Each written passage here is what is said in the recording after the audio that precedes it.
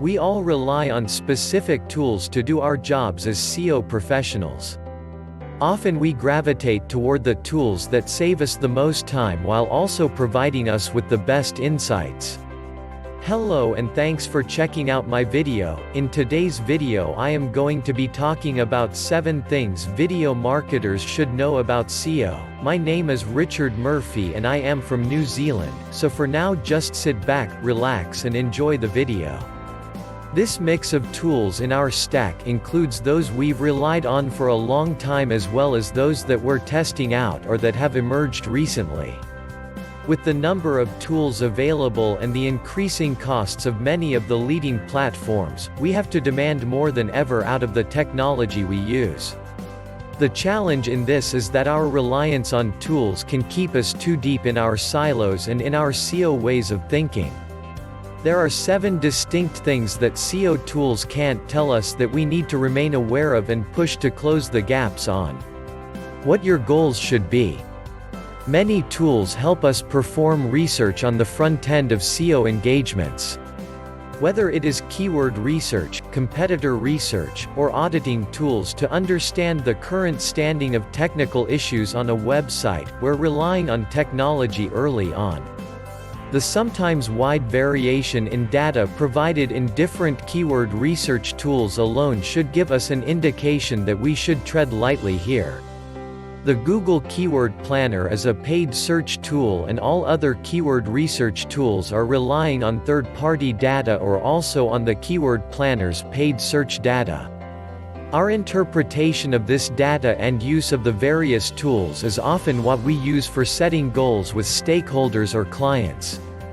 Unfortunately, they don't all know that these are not literal numbers and are based on sampling, estimation, rounding, and historical data.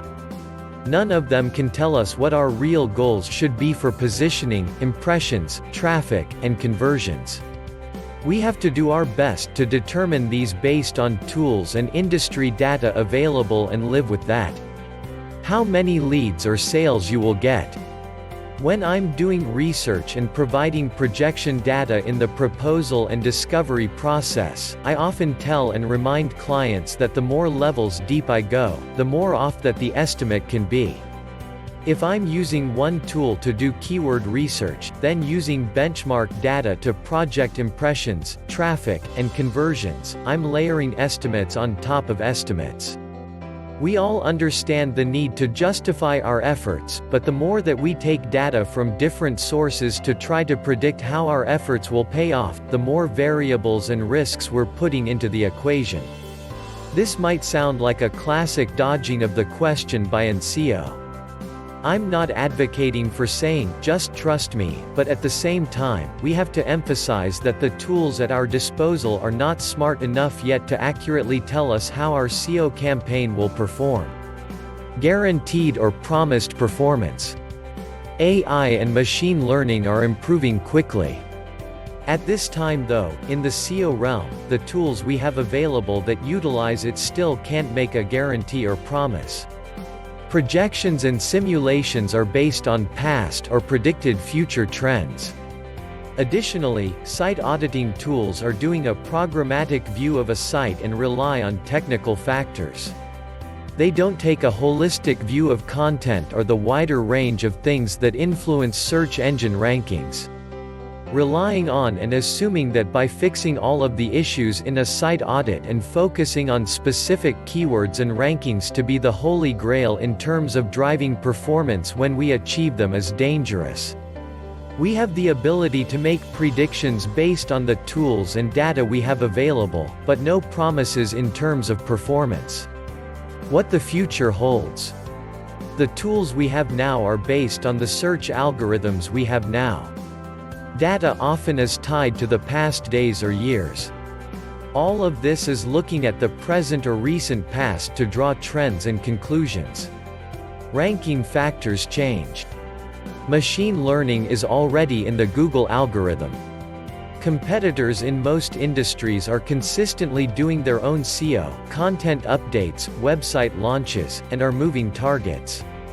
The biggest constant in SEO is change, and the technology we use either reacts and adapts or gets left behind. The business case for SEO. Thankfully, SEO has a more consistent seat at the marketing table for organizations. Attribution, however, remains a common struggle for marketers. SEO-specific tools often stop short of being able to provide predicted and even actual reported ROI numbers. There's nothing worse than being in an SEO campaign and only being able to report on SEO-specific stats like rankings, impressions, traffic, and conversions. Conversions are where we want to be able to start. Then, going deeper and knowing sales and lead progress beyond the SEO and marketers hand off. The reporting and analytics tools that we rely on for SEO can sometimes fill the gap, but often we have to find ways to integrate and tag leads and sales as they come through to close the loop, or get manual feedback from sales and stakeholders to connect all the dots. What your content strategy should be. Content is fuel for SEO, and there's no dispute in the value and need of it. The challenge is that we have a lot of tools at our disposal to evaluate content that is ranking well on our sites and our competitors. We can mine for mentions and links, and find ways to reverse engineer what Google likes about a page or topic. The challenge is that we can't get the exact answers or fit for what works best for our company or client through SEO tools. We can't and shouldn't copy off of competitors or others in the industry. Duplication won't get us anywhere. We have to take the insights we gain on the types of content, format, engagement triggers, calls to action, and how to make it meaningful to the user in our own way and turn that into a plan and strategy. We can use the tools to gain these insights, but ultimately, the setup and strategy is ultimately on us and finding the resources and brand position to run with it. How to focus and pace your work. There's a lot of content about how to prioritize SEO work. Some tools will even evaluate a site and prioritize recommended updates. However, the priority and process for an SEO project or campaign can't be automated or properly handed to us by technology. We should use tools to manage work, gain insights, and organize them. We have to trust our experience and expertise to review the recommendations and insights and prioritize them and scale them. While the largest number of on-page errors might be reported as missing image alt attribute text, focusing on thousands of updates in that category versus a handful of updates in a more influential category might be a waste of time. Over time, this is an area where I'm looking forward to seeing the emergence of AI in catching up with the human brains and decision-making. Conclusion. I never want to go back to the early days of SEO where a lot of the work was done by hand.